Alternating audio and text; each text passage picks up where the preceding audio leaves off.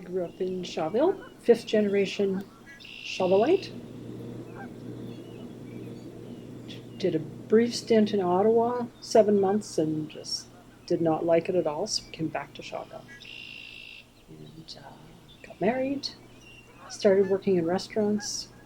I just really saw how I didn't like the way things were done. So that's probably why I started a restaurant, so I could do it the way I wanted to do it. Still doing it the way I want to do it 20 years later. And I remember I'm telling my husband when I bought the restaurant, I said, I'm going to set my own hours and I'm going to work what I want. And he reminds me now that working 12, 14 hours a day probably wasn't what you had in mind. And I just can't do it any other way. My morning always starts by a 15-minute drive, with a 15-minute drive. And I think about everything that has to be done. And I know when I open that door, my eye goes to 5 different spots, and I think of 10 different things I have to check off, have to make sure I've got this, have to make sure I do that. And I have to focus and get coordinated and figure out exactly what's priority, what can wait. And I try to get everything all organized before my staff come in, and then my poor staff comes in, and by that time I'm all wound up and just barking out orders, and the poor things are just like, can I have a coffee first? Like, okay. But then right away, you got to get to work. So I decided to close the cafe on Saturday of the dinner just because it becomes such a pressure that I don't feel that my best effort is put into anything when there's too much demands on me and my staff. It's the staff as well. So I thought the best thing for the dinner would be to just take that day off to skewer raw meat. That's what our day will be. So we opened in 2002, spring of 2002. It's the tiny little 15-seater restaurant with a little domestic kitchen, which was just bursting at the seams. So bought the building in 2006 and built the kitchen on and expanded the restaurant. Go big or go home. Many years ago, I wanted to have a harvest dinner on the street just as a celebration of community and food, and local food. I guess I first thought of it when I was doing larger catering events and weddings. And to see a family-style meal where bowls were being passed around amongst groups of people and the sharing, that's probably when I first thought about doing it.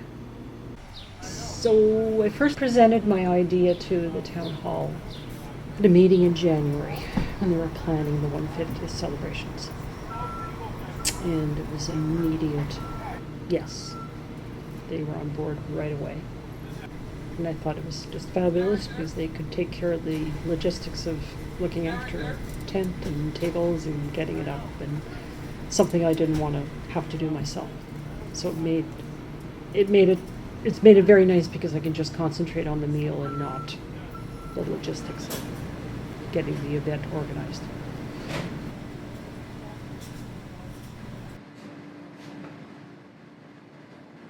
The menu started with the use of local produce and meats, and I built the menu around that. And I wanted it to be a tasting menu of everything for everybody, and made sure that all the items are gluten-free.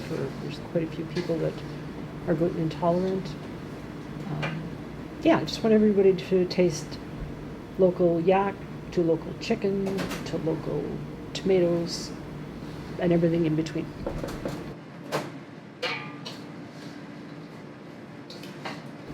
Many of the local suppliers I already use on a regular basis, so contacting them has been quite easy.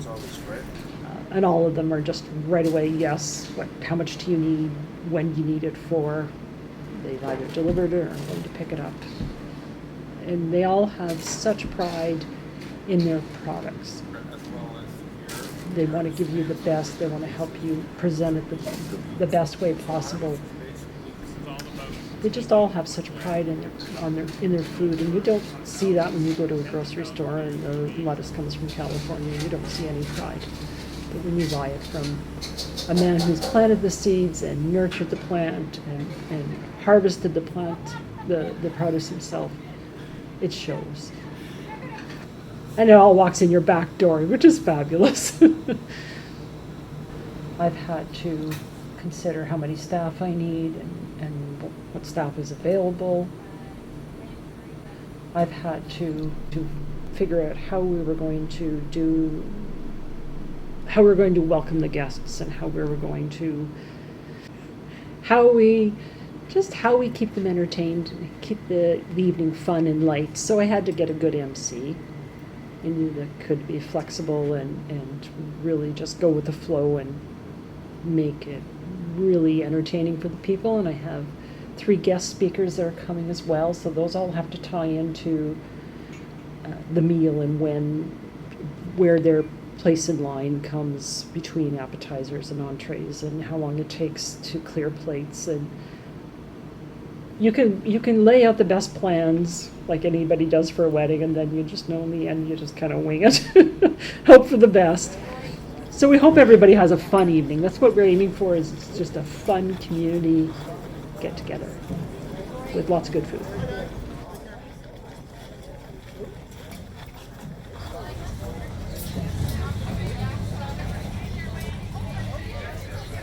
So I'm looking at the window and I'm just thinking, wow, we pulled it off, and so many people and so many smiles, and everybody was so happy. And it was just so wonderful to just have this dream finally come true, that I've always wanted to see that, a community sitting together and enjoying a meal.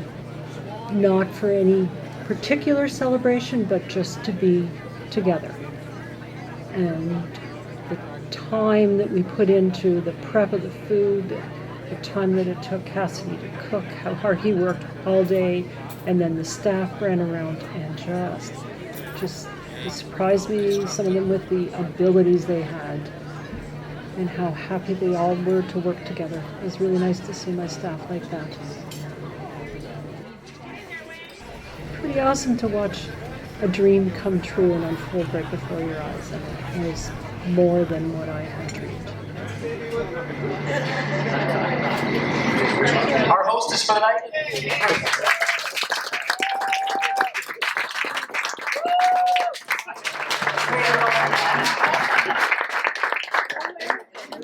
And that's a wrap. Thank you, everyone.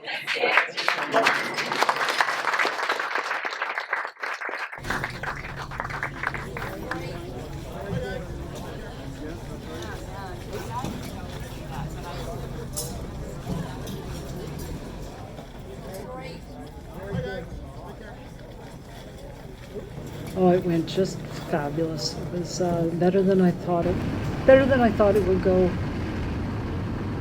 Everything went smoothly. All went off without a hitch. And everyone was happy.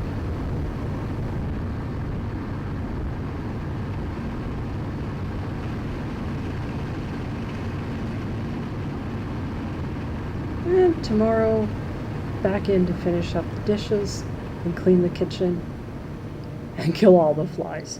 There are a million flies in the kitchen. I locked the door and walked away.